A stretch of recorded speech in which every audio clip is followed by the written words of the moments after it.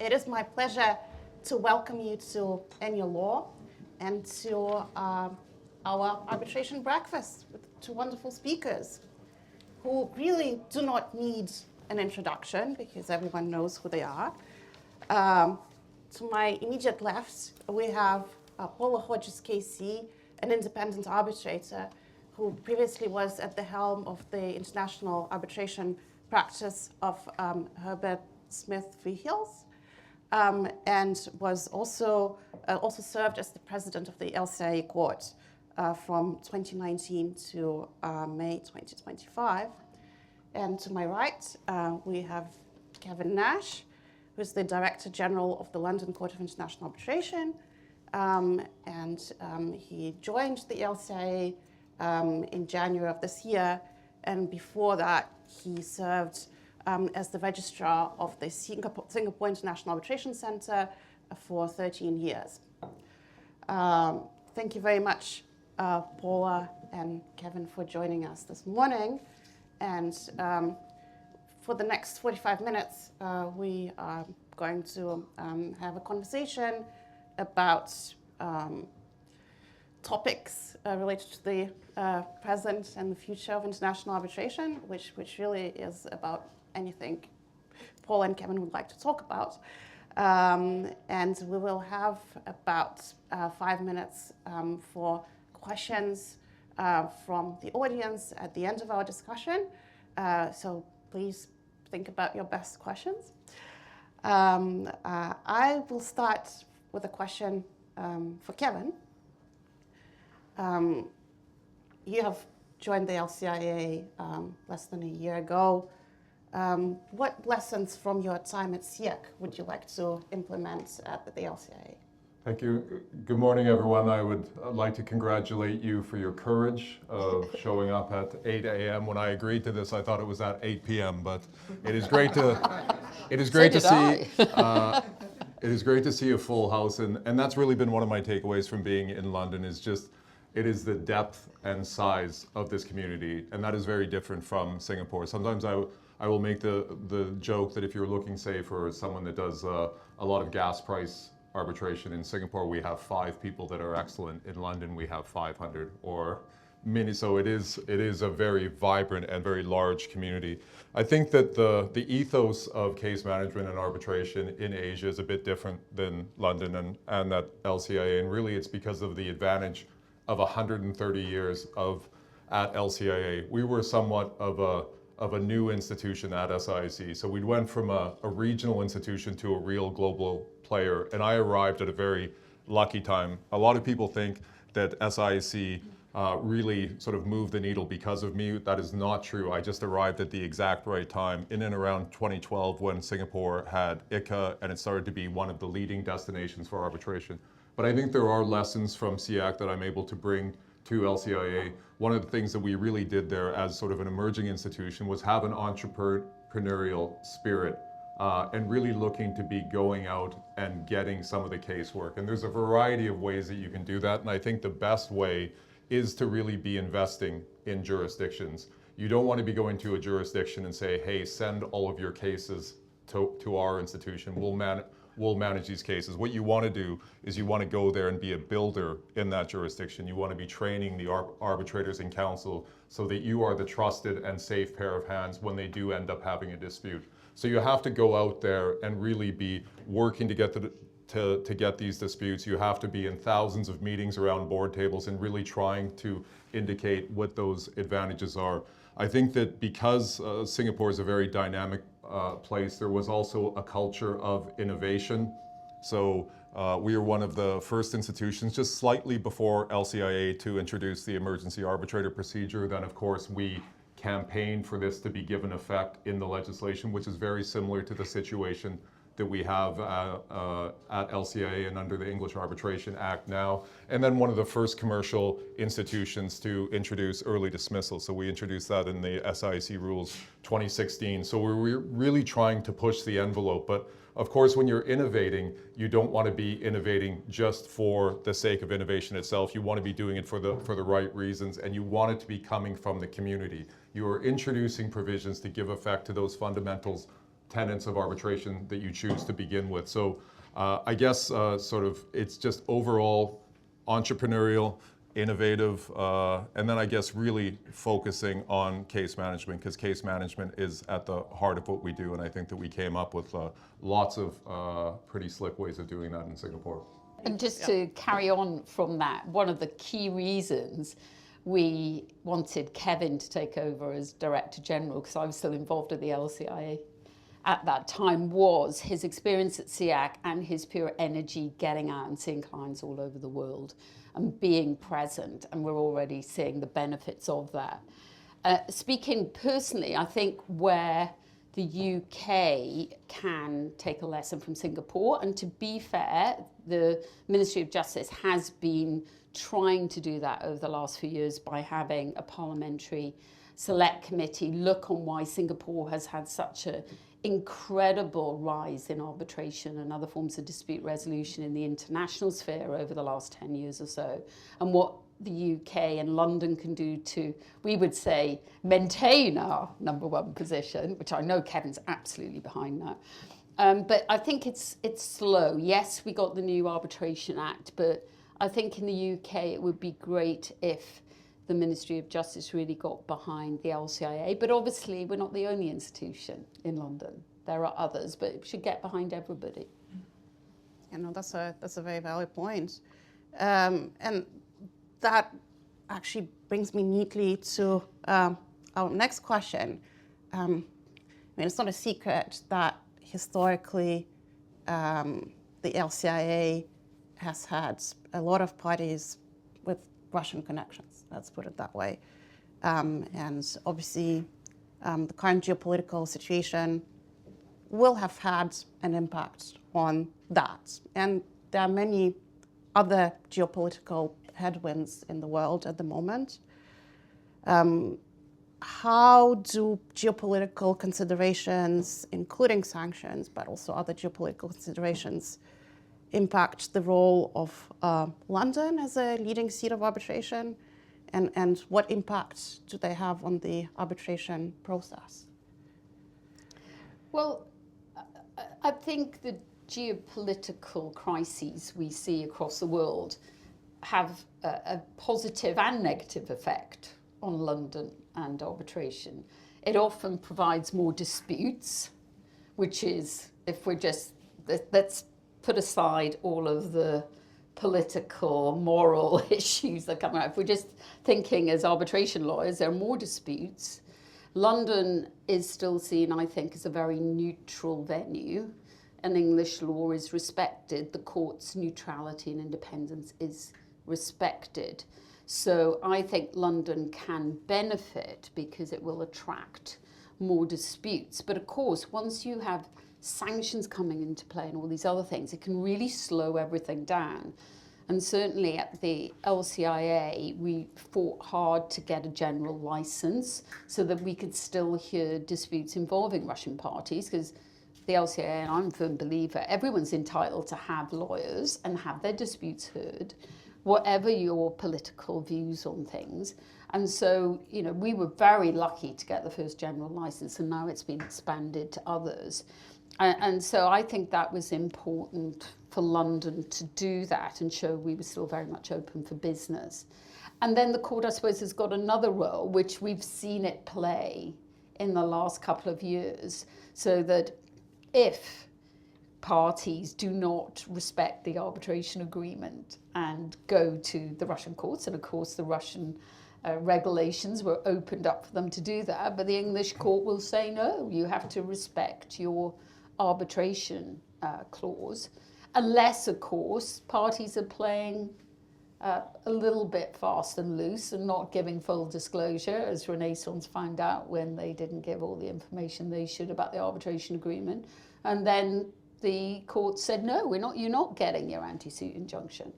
So I think if the English courts maintain that neutrality and independence, they can hopefully, be a flag bearer in those times.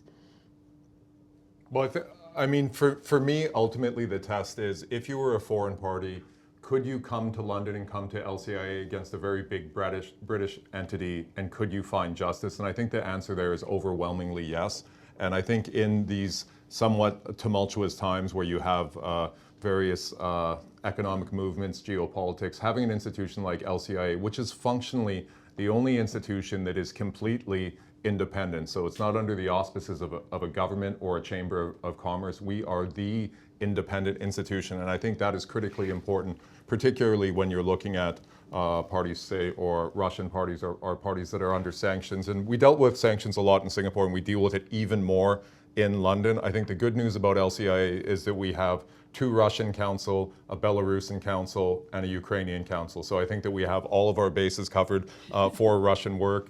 We are reporting to OFSI on many cases every week. And the real problem with sanction cases, and I always invoke the tripartite note from LCIA, ICC, and Stockholm in 2017, saying that the presence of sanctions don't per se prevent the administration of arbitration. So you can administer arbitrations involving sanctioned parties, and the real difficulty tends to be the movement of money. And that's why having the license here is so critically important, that you're able to get these payments in. There are tales out there in the ether of respondents with counterclaims that cannot pay on their counterclaim. That counterclaim ends up getting withdrawn. So I'm quite happy to see the amount of work that we have coming from Russia. I think Russia last year was one of our top 5 most frequent foreign users. And it's really, that goes to the fundamentals of arbitration. LCIA arbitration, we are apolitical, and it is important in these times to have a completely independent institution that is able to administer any kind of dispute from any jurisdiction. Thank you. Obviously, a major new development this year is the entry into force of the new Arbitration Act. Which of the changes introduced with the Arbitration Act do you think would have the potential to boost arbitration at the LCIA even further? Well, shall I lead off? And I'm sure Kevin will have a view as well. But while I was at the LCIA, we did have detailed and long discussions with the Law Commission about what should go into the Act. And I think we were delighted that where we ended up, it wasn't a root and branch change of the legislation, but rather a refresh and bringing the Arbitration Act up to date. And luckily, it reflected a lot of the provisions in the LCIA rules. So I think that the ones that really stand out for me are the codification of the duty of disclosure of arbitrators. I think that's absolutely key. The LCIA has always had a continuing duty on arbitrators. Both, of course, the one difference is for impartiality and independence in the LCIA rules, where, of course, the Act is still just impartiality. Interestingly, of course, the Act has also said it's not just known circumstances that might give rise to justifiable doubts about the arbitrator's impartiality, but also circumstances that ought reasonably to have been known to the arbitrators. And I think, and Kevin should certainly speak in a moment, the LCIA will consider whether it needs to refresh its own rules now to just make sure it's in line with the Act. But obviously, the neutrality of arbitrators is really the bedrock of arbitration. So really important that there's continuing disclosure and that arbitrators are not too greedy and understand that. Also, the Act blessed emergency arbitrators. We put that in the rules from 2014, but there was nothing in the Arbitration Act to say you could have these temporary arbitrators that could fly in and out. Law of the arbitration agreement, that reflects the LCIA's default rule of it being the law of the seat. Slight difference between the two, with the LCIA wanting it to be in writing, whereas the Act says expressly agree. Is there a difference? We'll see, but something else for us to think, for the LCIA to think about. I am still on the board, actually, so I'm still allowed to say we, I think. Also, summary dismissal, that went into the LCIA rules in 2014. I was very keen on that because a lot of commercial clients would say, why do we have to go through the whole arbitration with arbitrators being worried about due process when it's plainly obvious there's no defence or on the respondent side, no jurisdiction. Let's get on with it. And so, again, great to see the new act supporting that. And I suppose the other wrinkle that we'd faced is the LCIA rules do say that parties can go to the courts to get support for interim relief, emergency relief, certainly before the tribunal is formed, but also afterwards with the agreement of the tribunal, the parties. And you may remember the Gerald Metals case that put some confusion in that regard. I'm not sure it's completely, all the confusion's gone, but I think it's helped so that parties who use LCIA arbitration know they can still apply to the court if they really need to.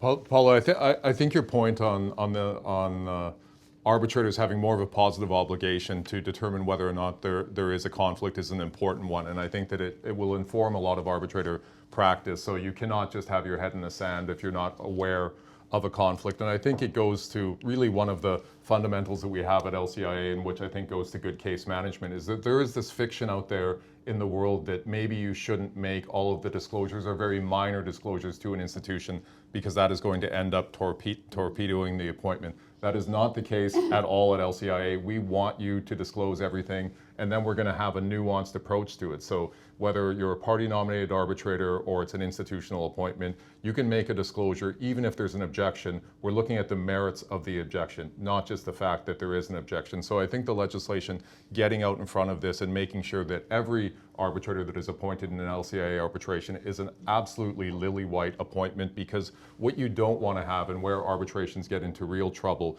is halfway down the line there's a disclosure that ought to have been made and something that was in the contemplation of this arbitrator. Now how are you dealing with this? How are you dealing with it if it's a chair, there's already been a hearing, a partial has already been issued. So I think this is a very good step in the legislation.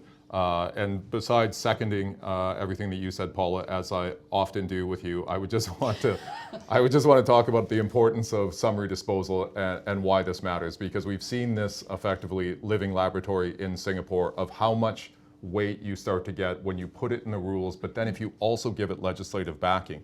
I cannot think of another jurisdiction, I'm sure there is one, that not only has provisions for summary disposal, early determination, early dismissal in the set of institutional rules, but also has it in the legislation. And I think when you're rule making and when you're giving input, as LCIA did on legislation, what you're thinking about is you're thinking about that far away enforcement courts. You're not thinking about UK courts or Singapore courts that are going to know very well that the tribunal, even if it's not written down, has the inherent power to deal with claims at an early stage. If you see that in the rules and if you see that in the legislation, especially if you're talking about the early determination or effectively say the striking out of a counterclaim or saying that there's no good defense to this claim, if you have it in the rules and if you have it in the legislation, that is without question going to assist with enforcement and give the tribunals, I think, more courage to use these provisions. Let's look momentarily at another arbitral institution. I mean, the LCIA is not the only arbitral institution that administers arbitrations with a London nexus, although obviously the LCIA is a global institution. The vast majority of the LCIA's cases have a seat in London or apply English law or do both. The ICC, Court of Arbitration, also administers a fair number of cases where English law is the applicable law. I believe it is actually the single most popular chosen law in ICC arbitrations. And London is also the single most popular seat in ICC arbitrations. So why do you think the parties in those arbitrations chose the ICC and not the LCIA, which could perhaps be a natural choice for such disputes? And what could you say to them to potentially convince them to take their future disputes to the LCIA?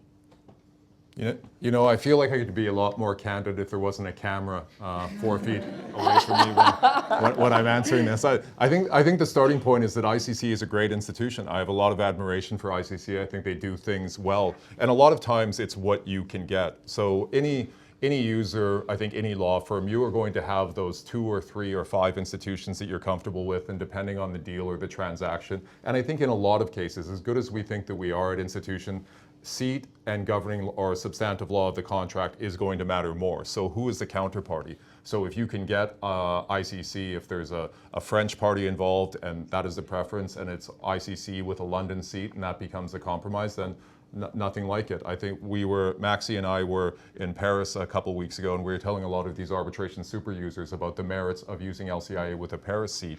And even for sophisticated users, sometimes they're not aware that, oh, we can actually do that, or we knew that we can do that, but we hadn't really turned our mind to it. We are going to start recommending LCIA with a Paris seat. So there's a lot of permutations and combinations. I think ICC and LCIA, if we believe the Queen Mary University of London White and Case survey, are the two, effectively, at least in Europe and most every other region, are the 2 most preferred institutions in the world. So it's not surprising, given that there's 5,000 arbitrations happening in London each year, that some of those are going to go to ICC. I hope that LCIA will increase that percentage, but I would say there are a couple different features in the rules that I think matter. Of course, it's horses for courses. I think one of them is the provisions on multiple contracts. I think LCIA has broader provisions on multiple contracts and consolidation where you don't require the identity of the parties. I think that is very helpful. I think anyone who's been involved in a terms of reference, your mileage may vary. I think that it can go well, I think, but overall LCIA is really advertising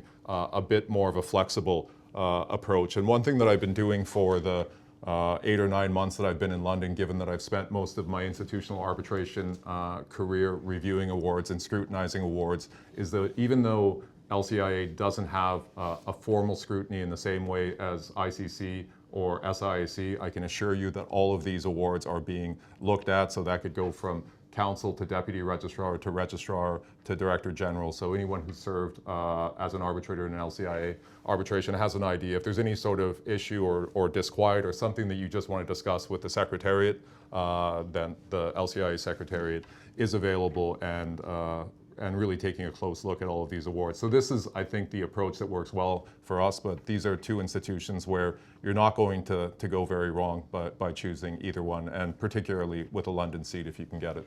Can I just follow up on that? I think the idea has been discussed of potentially changing the LCIA's fee structure to switch to an ad valorem approach for lower value disputes, which is maybe somewhere where the ICC could have a bit of an edge over the LCIA. Is that something that is being considered? Well, it's interesting how you frame that and I actually hadn't thought about it. If you had it for, do you mean if you had it just for lower value disputes, or it's an advantage for lower value disputes? Well, I would say the LCIA has a reputation of being a more cost-effective option for a really high-value dispute because of the hourly rates basis, which can end up being cheaper for the parties than if you have a multi-billion dollar arbitration. You just have to give a percentage to the ICC straight up, which can be expensive and also burdensome on the parties to do. Whereas if you have a smaller case, what a small arbitration means different things for different people. That's true. But there could be a perception that for, say, disputes of under $1 million or under 10 million, the ICC might not always be as cost effective.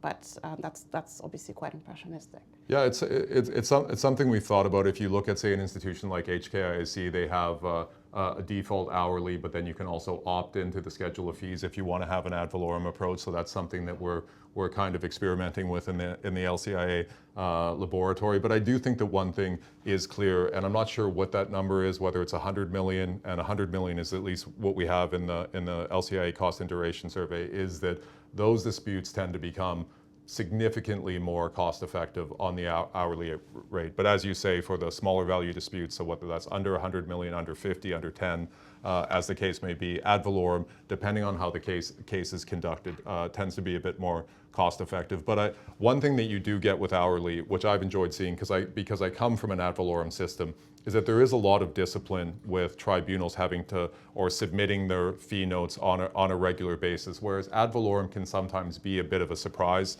So if you had, say, a £500 fee cap, if the tribunal hasn't requested an interim payment, you don't know as the user or as the counsel exactly what those costs are going to be until you see the cost section in the final award. Whereas you're seeing how a tribunal is, under the hourly, you're seeing how the tribunal is working the case, you're getting an idea of whether it's overworking. We may even call upon the LCIA court to put a cap on things if we see that the hours are spiraling a bit too high, even though we know that quantum does not always correlate with complexity, but there's a bit more transparency in the hourly. So for me, I have no preference. I think both are good, and so maybe that will end up being the answer exactly as you say, that there is this option for fee caps for smaller value disputes.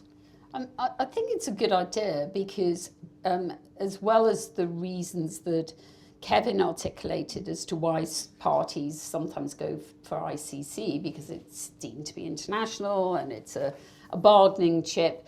But also, I remember a very interesting conversation with one client at a big multinational who used arbitration very regularly, that he preferred ICC arbitration and the ad valorem system because he could have a better idea of what the overall amount of arbitration costs would be because of the ICC table, regardless of whether or not it was cheaper to use LCIA. It was better for him to say to his commercial colleagues, it's likely to cost X and get it budgeted, than to say, I'm not sure. Which I found quite arresting, but I suppose from a commercial point of view, maybe that's what some companies prefer. So having I've heard that a lot. option, Yeah, to know the maximum cost exposure. Interesting. I think there's a lesson for us lawyers. Yeah. Give quotes up front. Yeah, the that are trouble is I accurate. don't think clients like the lawyers to do that. Oh, there's that, and it's going back to the old days when I started, where partners would look at the overall thing and say, well, it's going to cost you X. Anyway. Moving on to the next topic, I don't think it is possible to have any sort of conference or event in any sphere these days without mentioning the dreaded words AI. How is new technology, AI, but also virtual hearings, blockchain, perhaps, transforming the arbitration process? Well, yeah, I mean, it is transforming the arbitration process, and I think 2025 is much different than 2024. What I usually do when I get asked these questions is I do a very good dodge, and when someone asks me, how is LCIA dealing with AI and legal tech, and what I say is that we have Maxi Shearer as president of the LCIA court, and then hopefully the conversation just ends, because of course she's one of the leading voices. But I think that it is important for institutions to issue guidance, and what we're currently trying to figure out is this something that we should hardwire into the rules, knowing how quickly everything is going to change. I think that some people take the view that if you just have soft law, it's not really doing anything. If you see some of the soft law, it's not really saying much at all. And I think that we all get very interested every time an institution releases guidance, but then it doesn't really say anything. But if you put it into the rules, then that's not going to be particularly future-proof, because what is the situation going to look like a couple of years from now? I think what we want as an institution is that we want, if AI is being used particularly by tribunals or by parties, there needs to be a disclosure regime in place. We have set up an internal legal tech committee. We also have a subcommittee of the LCIA court. So we're looking at this very intently. And I've said publicly quite a few times, I want to see ways that LCIA, I think, can prudently leverage the use of AI, so that we're using AI for certain of our case management features. We're telling the parties upon the commencement of arbitration that LCIA does indeed use LCIA or use AI for these specific tasks. And if any party wants to raise its hand and opt out, make it known right now. So we're looking potentially at least composing initial lists for the appointment of arbitrators.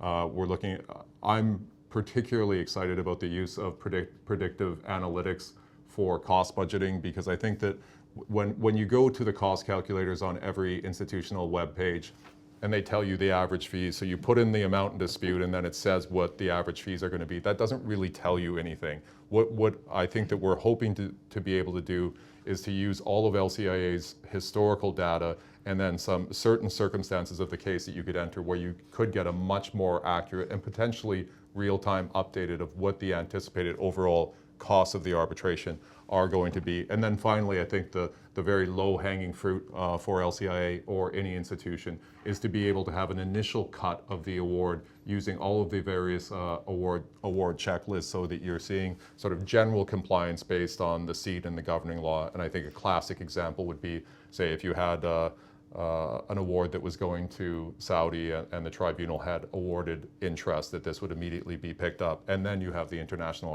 arbitration lawyers go through it. Because I think the concern at institutions is that you have too much domain knowledge and it's sort of captured in people. But if you can have it by way of a checklist where your confidentiality and making sure all of this is secure is paramount, of course. And if you can do that as a matter of course with awards, I think there's a real value to be gained there.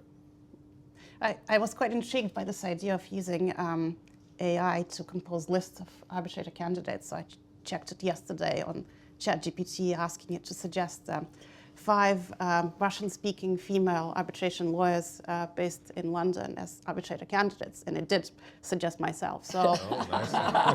I don't know what that means. I don't know what that means. But when I gave it more difficult queries, it did struggle a bit and threw up some quite odd candidates. So I'm not suggesting that this happened to you, but I actually told this story at GAR Live that ChatGPT gave me a very nice compliment about where I stood in arbitration, and in particular something about best dressed. And then I asked ChatGPT if it was just saying that to make me feel good, and it said yes. Do you want to have the accurate list? And I was no longer on any of the lists. So you always have to be careful. At least you do if you're me. Yours goes without saying, but my listing was a little bit more wobbly.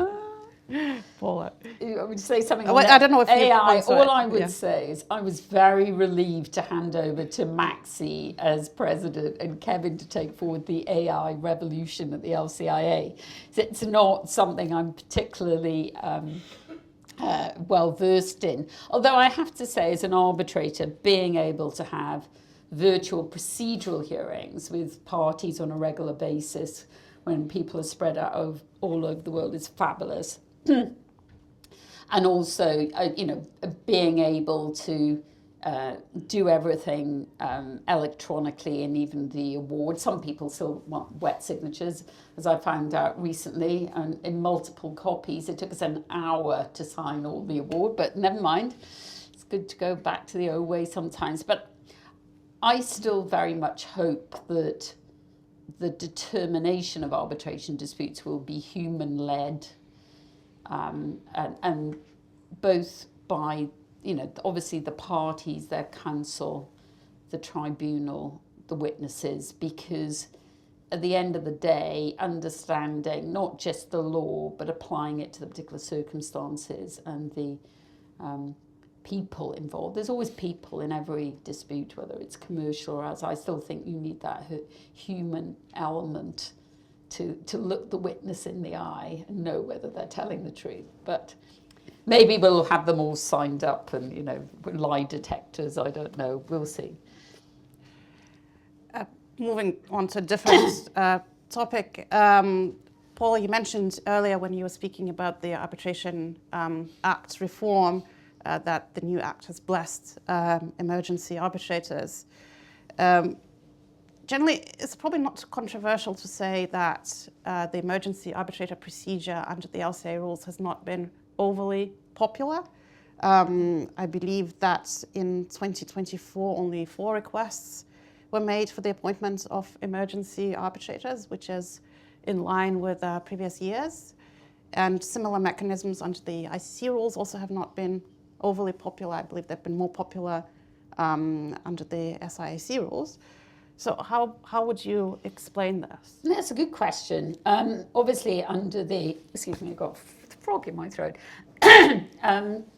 Under the LCIA rules, there is a threshold that has to be overcome in order for an emergency arbitrator to be appointed in LCIA arbitrations. You have to show it's an emergency, Whereas I think certain other arbitral rules, if you want an emergency arbitrator, you can pay for it and get it going. So I think that has held parties back slightly, and Kevin may be able to tell us whether that's under review.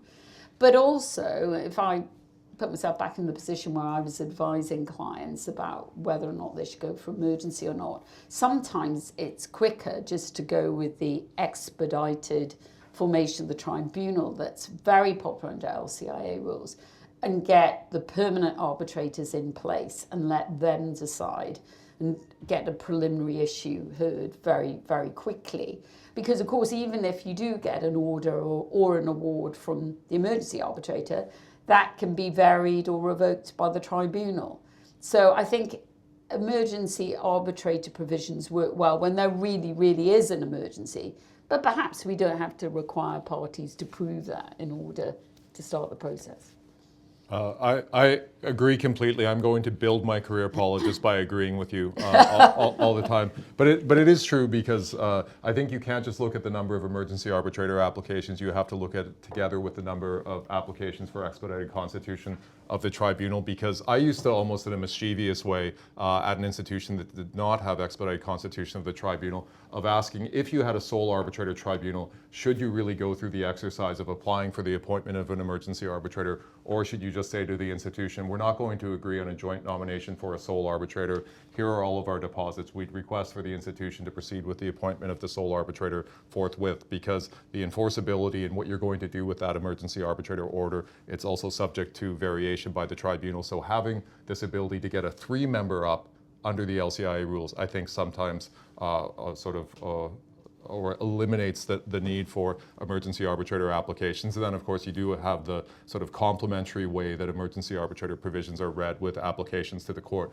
But I am happy to say, and I think partly because we've been going around talking about emergency arbitration and early determination so much, that the applications are quite significantly up in 2025. And I think that even with all of the sophisticated users, I think sometimes when you're going out and talking about the positive experiences with these procedures, it can help. And I would say, I think one of the most important things for early determination and emergency arbitration, and I think most people in this room would know this, is the increased rate of settlement. And this is one of that follow the use of either of these procedures. And I think this is sort of something that the arbitration intelligentsia knows, but it's critically important that you tend to get to a settlement and parties tend to get back to the table when you're using these procedures. That's really interesting. It does really make sense. We have about 5 minutes left before everyone rushes either to have another croissant or to their office. And I would like to open the floor for questions. Right, Jack. Hi, good morning.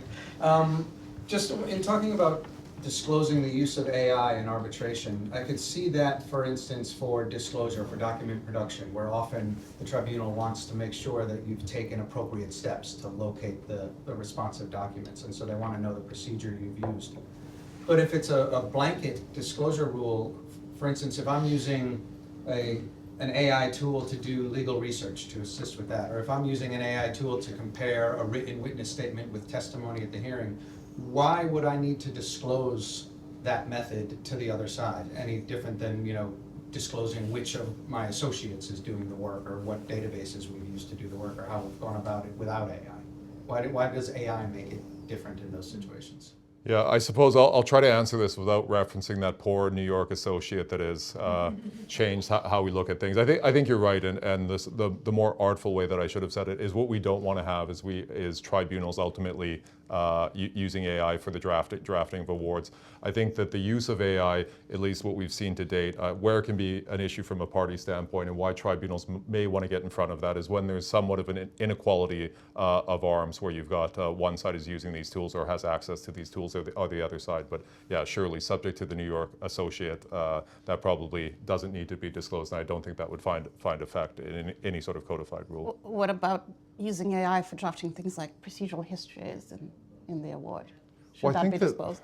Well, yeah, and I think that I think that we're eventually going to get there, where AI is going to be used by arbitrators to draft or for limited purposes such as procedural history. Because the question is, do we want to have arbitrators spending hundreds of hours drafting procedural histories that that are in the volume of hundreds. So maybe it may get to that place, but at least as things stand right now, partly because of the security and confidentiality and some of those other factors, I don't think that we want this going on in the shadows, and that is the mischief that we're looking to avoid.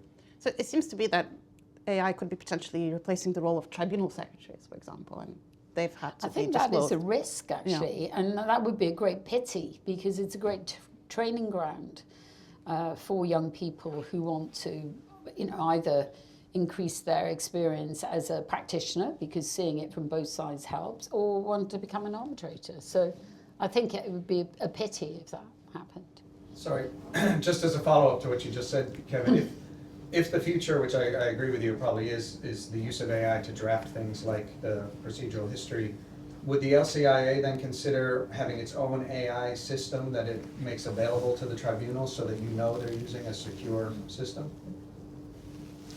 That's interesting. I don't know if I've quite got that far in terms of how we would actually operationalize it, but that's an interesting idea. I think we need to get Maxi involved. Right? Yep, please. Hello, I work for a litigation funder, Innsworth Advisors. We are very happy to fund arbitration. We have other people who have lots of experience in arbitration. So we feel like we get arbitrations. Some of our competitors are less interested in funding certain kinds of arbitration. But I was interested in your reflections on whether the availability of funding, maybe trends in the availability of funding, has an impact on the things that you see for you.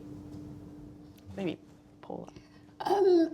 To be honest, I have not experienced much funding in arbitrations. I think mostly when I was a practicing advocate, most of my clients didn't use funding. Came close to it a couple of times with a few clients, and I think it's more prevalent in investment arbitration. And also, the LCIA as president, I didn't have funding issues that I needed to consider.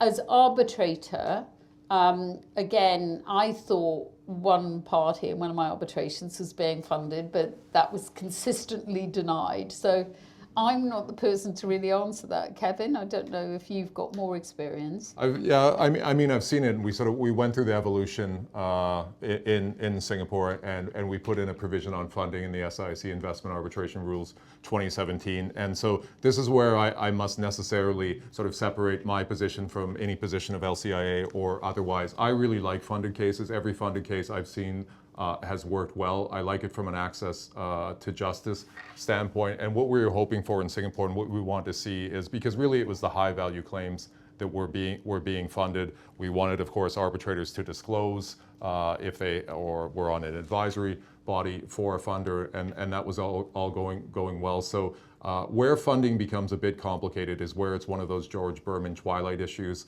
of where, say, in the UK, this is going to be left to the institutions, or in those jurisdictions where it's not known whether or not this is going to be run afoul of public policy. So in Singapore, they abolished the torts of champerty and maintenance, and then you can see some complex structures of how cases are being funded where it's not allowable in that jurisdiction, it's being funded through a different jurisdiction. So I think what I've seen with the funders are very happy to be out in the open. The cases tend to run quite well. So all of my experiences with funding have been good, and I very much like it from an access to justice standpoint. Yep, one last question. So at the beginning of this talk, you mentioned that in line of the entrepreneurial approach that you've adopted from SIAC, LCIA is investing in new jurisdictions. I'm curious to know, how do you choose these new jurisdictions, and what are the challenges so far that you've encountered in getting, for example, jurisdictions that are less familiar with LCIA to use it? That's a great question, and it almost goes to the mandate of the institution. Do we have a responsibility that is bigger than just getting cases? And I think the answer to that is yes. So I think that LCIA, we want to be assisting with emerging jurisdictions. We don't just want to be bean counting and looking at the sort of statistical indicators that means that we're going to get more cases. We want to be supporting arbitration, and specifically institutional arbitration. But if you were looking at it from a case standpoint and parties that are are apt to choose LCIA. What you're really looking at is economic corridors. And I think that I've used this example for Paula before on the board. A very easy example is if you looked at, say, the sort of the pharmaceutical corridor in the northeastern United States and India. So LCIA is popular in the US, popular in India, very good with pharmaceuticals. We have lots of arbitrators that do a lot of this work. This sort of becomes a natural place where both sides would choose LCIA. And I think that what we try to do, and particularly for developing jurisdictions, is that we want to be able to market the other side of the contract. We want it to be good for the party from this jurisdiction to suggest LCIA, because perhaps if you suggest LCIA because it's very popular, then you get the seat that you want and you get the governing law that you want. So it's partly statistical analysis in terms of choosing these new jurisdictions, and then it's partly somewhat of a larger mandate. I might sort of finish by saying that we commissioned a survey by Thomson Reuters that has some fascinating results. And what's interesting is that you can look at jurisdictions and you can see the stickiness of the jurisdiction. So there would be questions posed: if you knew this about LCIA, would it make you more or less likely to use LCIA? And you could see some of these jurisdictions where if they knew, say, that LCIA is able to accept cases involving sanctions, you can see the preferences will shoot up if we were aware of this fact. And then other jurisdictions, you can tell they're probably not going to choose LCIA. LCIA will at best, say, be the third or fourth choice. But I can also say that sometimes being everybody's favorite second choice is not a bad thing, because you will typically have both sides will suggest their home institution, but everybody can agree on LCIA, and that's the place that we want to get in some of these new and upcoming jurisdictions. Well, thank you very, very much to our speakers for these fascinating insights. I really appreciate it. Will you please join me in expressing our thanks in the customary way? Thank you.